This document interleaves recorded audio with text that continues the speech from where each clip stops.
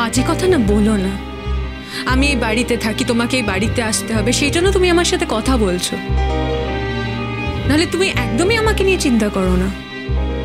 In fact আমি যদি এই ভাইরাসে মরে যাই না, সেটা তোমার কাছে আশীর্বাদের হবে। অর্ণা, আমি ঠিক বলছি। অর্ণা প্লিজ। তুমি আমাকে এত দুর্বল কেন ভাবো বলো তো অর্ণা? আমি কিন্তু তোমার শক্তিকে ভয় পাই না, বরং আমার নিজের মনের জোর, মনের শক্তির উপর অনেক বেশি বিশ্বাস আছে।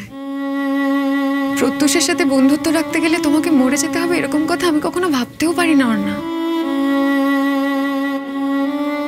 বরং আমি চাই যে তুমি শরীর মনে সম্পূর্ণরূপে সুস্থ হয়ে ওঠো। আর যে মানুষটা নার্সিংহোমে ওই মরণ রোগের সাথে লড়ছে, সে যেন সুস্থ হয়ে ফিরে আসে আর তুমি সারা জীবন তাকে জড়িয়ে বাঁচো। সেটা তোমার কাছ থেকে শিখতে হবে। শেখা না শেখাটা তোমার ব্যাপার অর্ণা। আমার বলতে ইচ্ছে করলো তাই বললাম। তবে নিজের জীবন দিয়ে তো বুঝতে পারছো, আমার মনে হয় শিখে নেওয়াটাই ভালো। তুমি প্লিজ বাড়ি চলে যাও, এখানে বেশিক্ষণ থেকো না।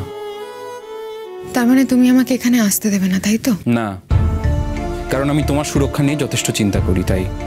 তুমি আমার সুরক্ষার কথা ভাবতে পারো, আর সেই একই কথা আমি তোমাকে নিয়ে ভাবতে পারি না। আমরা তো সুরক্ষিতই আছি কিয়া। তোমার মতো নির্লজ্জ বেহায়া মেয়ে আমি দুটো দেখিনি। তুমি রাগ করে আমাকে এই কথাগুলো বলছো অর্ণা। এই কথাগুলো কিন্তু আমি ডিজার্ভ করি না, আর এই কথাগুলো তোমার আমাকে বলার কথাও নয়। আরো খারাপ কথা বলা উচিত তোমাকে। আমার শিক্ষায়, সভ্যতায়, রুচিতে বাড়ছে বলে আমি তোমাকে বলছি না।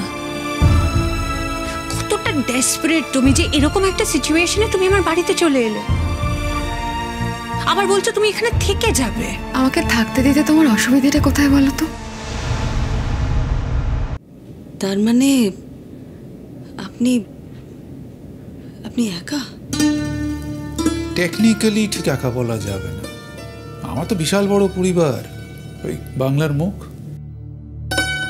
কতজন আছে আমার সাথে জানো? তোমাকে তো নিয়ে যেতে পারলাম না, গেলে তোমার খুব ভালো লাগতো। দেখি এই প্যান্ডেমিকটা মিটে যাবার পর তোমাকে আমি ঠিক নিয়ে যাব, দেখবে। সারাটা জীবন এরকম একা কেন কাটালেন রোহিতদা? এই প্রশ্নটার যা উত্তর হয় সেটা কিন্তু তোমার অস্বস্তি বাড়াবে শ্রীময়ী, আর আমি চাই না তুমি অস্বস্তিতে পড়ো। তাই এই প্রশ্নটা তোমার না করাই ভালো। অন্তত আজকের দিনে দাঁড়িয়ে তুমি তো বুঝতে পারছো যে আমি কেন একা। না, এই নয় যে তোমার বিয়ে হয়ে যাবার পর আমি অন্য কারোর সাথে মেলামেশা করিনি, কিন্তু তোমার মতো কাউকে আমার ভালো লাগেনি। তাছাড়া আমার ওই থিওরি, জীবন একটাই, প্রেম একটাই, বিয়ে একটাই। প্রেমের মানুষটিকে যদি বিয়ে নাই করতে পারি, তাহলে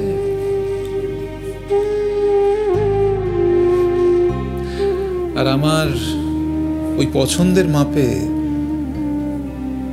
আমি কাউকে আর পেলাম না। না না, এতে তোমার অপরাধ বোধ হওয়ার কিছু নেই। দেখো, এটাই তো ডেস্টিনি। ডেস্টিনি অনেক সময় ঠিক করে দেয় কি হবে, কখন হবে, কিভাবে হবে। এই ধরো আমরা আবার প্রায় 2 দশক পরে একই জায়গায় এসে পড়লাম, এটা তো ডেস্টিনি। নাহলে বলো তো, যে স্কুলের সাথে আমি যুক্ত সেই স্কুলের সাথে তুমিও যুক্ত। তবে আমার একটা রিকোয়েস্ট আছে শ্রীময়ী, আমি চাই যে তুমি তোমার বাকি স্বপ্নগুলোকে পূরণ করো। তোমার ভেতরে যে একটা গ্রেট পোটেনশিয়াল ছিল, আছে, সেগুলোকে এক্সপ্লোর করো। মানুষের মতো করে বাঁচো তুমি। তোমার ভিতরে যে সুপ্ত ক্ষমতাগুলো এতদিন ভেতরে থাকতে থাকতে মরচে ধরে গেছে, সেগুলোকে বার করে জং ছাড়িয়ে নতুন করে ব্যবহার করো। নিজে সম্পূর্ণ হয়ে ওঠো। দেখো, বিয়েটা সবচেয়ে বড় কথা নয়। আমার কাছে বিয়ের কনসেপ্টটাই আলাদা।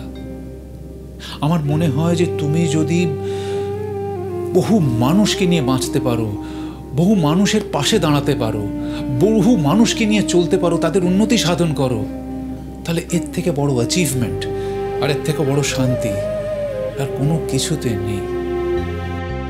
আর তুমি যদি সেটা করতে পারো তাহলে সেই কর্মের জায়গায় আমি আমার মতো করে বিয়েটা সেরে ফেলতে পারি।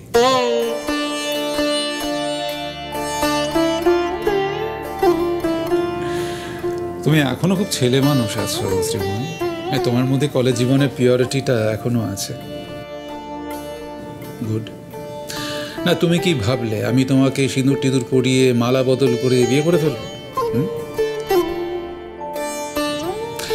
আমি এই ছেলে মানুষটা কখনো করব না, কারণ আমি খুব ভালো করে জানি তোমার মধ্যে কিছু কিছু ধারণা আছে, কিছু বিশ্বাস আছে যেটা থেকে তুমি কখনো বেরোবে না। আর আমি চাইও না যে তোমাকে তোমার অরিজিনাল সত্তা থেকে টেনে বার করতে।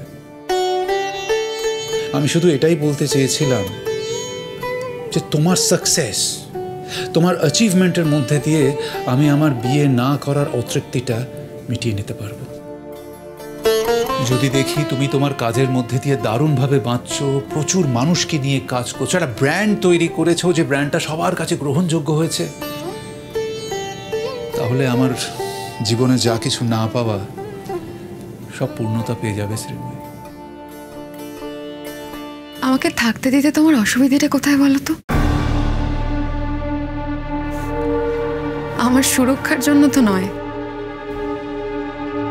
আসলে তুমি ভাবছো যে আমি থাকলে তোমাদের দুজনের প্রিভেসি নষ্ট হবে, তাই তো?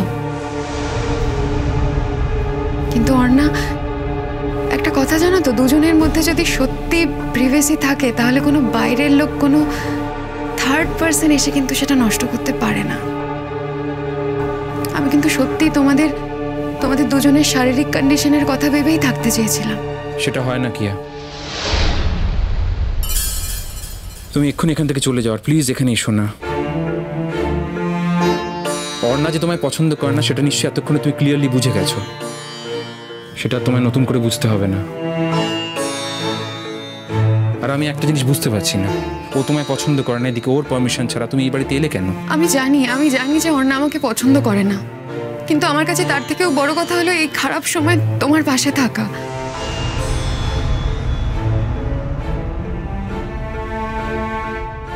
আই মিন তোমাদের পাশে থাকা। নাটক করে না তোমাদের শব্দটা ইউজ করতে হবে না। তোমার সহ্য হচ্ছে না যে আমরা এক বাড়িতে আছি। অর্ণা, কেন অপমান করছিস তুই ওকে এভাবে? ও তো বলছে ও কেন এখানে এসেছে। আমি বিশ্বাস করি না। তুই বিশ্বাস করিস কি করিস না সেটা তোর ব্যাপার, কিন্তু ও যখন তোর বাড়ি বউ এসেছে এইভাবে অপমান তুই করতে পারিস না। তাহলে ওকে বল নাটকটা বন্ধ করতে। আমি যে কাউকে আমার বাড়িতে অ্যালাউ করি না, বলে দে। হ্যাঁ বলে দিয়েছি আমি। প্লিজ প্লিজ কিয়া, তুমি এখানে আর এসো না। তুই বুঝতে পারছো না তুমি অপমান করছে? যে কেন অপমানিত হতে চাও তুমি, আমি বুঝতে পারছি না। আমরা যে কদিন এখানে থাকবো তুমি এখানে আসার প্লিজ চেষ্টা করো না, রিকোয়েস্ট করছি তোমাকে। ভালো থেকো প্রত্যুষ, ভালো থেকো অর্ণা। কিন্তু আমি প্লিজ আবার বলছি যে যদি তোমাদের কোনো রকমের কোনো প্রয়োজন লাগে প্লিজ আমাকে একটা ফোন করো। তোমরা দুজন মানুষ এখানে আছো, যদি অসুস্থ হয়ে পড়ো তোমরা ভীষণ অসহায় হয়ে পড়বে। আর আমি বাইরে সুস্থ হয়ে ঘুরে বেড়াবো এটা আমি কিছুতেই মেনে নিতে পারছি না। আমি প্রার্থনা করব যেন এরকম দিন কখনো না আসে, কিন্তু যদি এরকম হয় তাহলে কিন্তু সেই দিন আমাকে মনে রেখো। আমি কিন্তু যেভাবেই হোক আসার চেষ্টা করব। আমি কিন্তু আসবই। আসছি প্রত্যুষ। অর্ণা আসছি। কি হলো? তুই মুখের উপর দরজাটা বন্ধ করলি কেন? How desperate! তুই অকারণে মেয়েটাকে অপমান করলি অর্ণা। মেয়েটা? হ্যাঁ মেয়েটাই তো। তোর কি সাধারণ বিবেক বুদ্ধি হারিয়ে গেছে নাকি রে?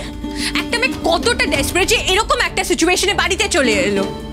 চোখে হারাচ্ছে তোকে, আমি বুঝতে পারছি সেটা। বাকিদের বোঝানোর কি খুব দরকার? চোখে হারায় কি হারায় না বলতে পারবো না, তবে ওর ভেতর সবাইকে সেবা করার একটা মেন্টালিটি আছে, এটা বলতে পারি। ও এখানে থাকলে না দুজনকে সেবা করতো, হিসেব করে শুধু আমায় করতো না। ওর অন্যায়কে তুই ডিফেন্ড করবি, ওর হয়ে কথা বলে যাবি। আচ্ছা এর মধ্যে অন্যায়ের কি আছে রে অন্যায়? ওর জায়গায় যদি আমি থাকতাম, আমার কোনো বন্ধু যদি অসুস্থ হতো, আমিও তো একইভাবে রিয়াক্ট করতাম। এটাই তো স্বাভাবিক, এটাই তো normal. You know you have changed completely. বদলে গেছিস তুই।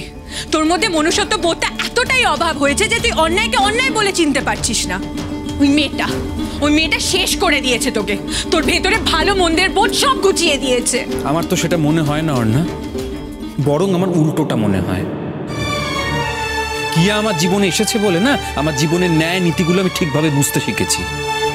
ও আমার ভালো বন্ধু হয়েছে বলে না আমি বুঝতে পেরেছি তুই সংকল্পের সাথে কতটা অন্যায় করেছিস। তা না হলে কি হতো বলতো? তুই আমায় ভালোবেসে যা যা করেছিস আমি খুব খুশি থাকতাম সেটা ভেবে। ও আমায় বুঝতে শিখিয়েছে যেটা অন্যায় সেটা অন্যায়। পৃথিবীতে কোনো কিছু অবিনশ্বর নয়, সময়ের সাথে সাথে সব পাল্টে যায় অন্যা। সম্পর্ক পাল্টায়, সম্পর্কের রসায়নও। কি বলছিস তুই? আই মিন ইট। প্রত্যেকটা কথা যেগুলো বললাম আমি বিশ্বাস করি কথাগুলো।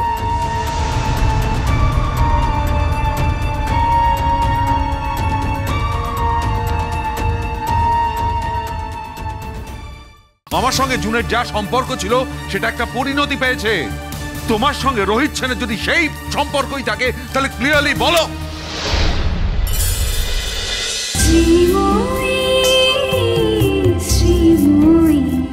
স্টার জলসার প্রিয় শো দেখার জন্য সাবস্ক্রাইব করুন আমাদের ইউটিউব চ্যানেলে এবং আপডেটেড থাকার জন্য প্রেস করুন বেল আইকন। চলো চলো চলো চলো পাল্টাই।